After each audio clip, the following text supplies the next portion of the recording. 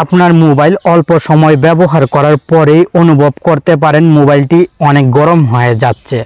YouTube, Facebook, টিকটকে long time video দেখতে পারেন না এই ওভারহিটিং প্রবলেমের জন্য। আপনার মোবাইল যদি অতিরিক্ত সবসময় গরম হয় তাহলে কিন্তু মোবাইলের ব্যাটারি নষ্ট হয়ে যাওয়ার সম্ভাবনা আছে। মোবাইলের ব্যাটারি থেকে ভালো সার্ভিস পাবেন না। আজকের ভিডিওটি শেষ পর্যন্ত দেখুন। আমি গুরুত্বপূর্ণ কিছু কাজ দেখিয়ে দিব। আপনার মোবাইলে শুধু এই কাজগুলো সঠিকভাবে প্রয়োগ করবেন, আশা করি শান্তিতে মোবাইল ব্যবহার করতে পারবেন, মোবাইল অতিরিক্ত গরম হবে না। মোবাইলের যে প্লে স্টোর অ্যাপটি আছে এই প্লে স্টোর অ্যাপটি প্রথমে ওপেন করবেন।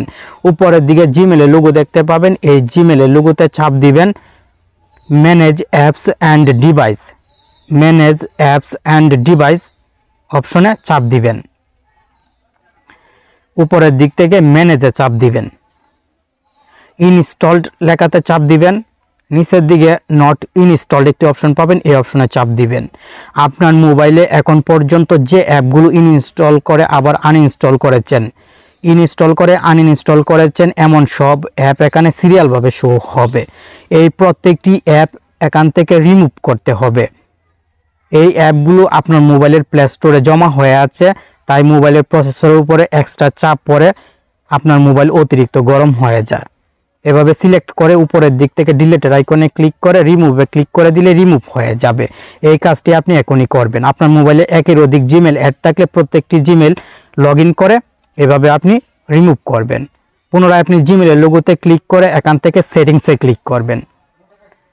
সেটিংসে ক্লিক করার পর নেটওয়ার্ক প্রিফারেন্স সেটিংসটি পেয়ে যাবেন। এই নেটওয়ার্ক প্রিফারেন্সে চাপ দিবেন। তিনটি সেটিংস থাকবে এখানে, এই তিনটি সেটিংস পরিবর্তন করবেন। নিচের সেটিংসটি সিলেক্ট করে দিবেন।